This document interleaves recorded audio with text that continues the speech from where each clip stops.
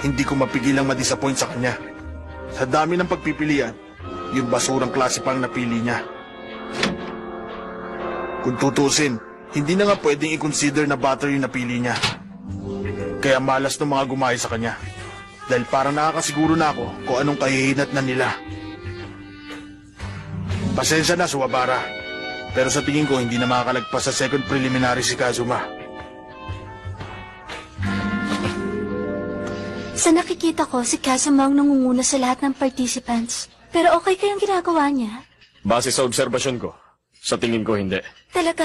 Pero bakit? Merong napakalaking kakulangan ng butter roll na ginagawa ngayon ni Kazuma. May napakalaking kakulangan yung butter roll niya? Kazuma, napakahina mo. Maging leksyon to sa'yo.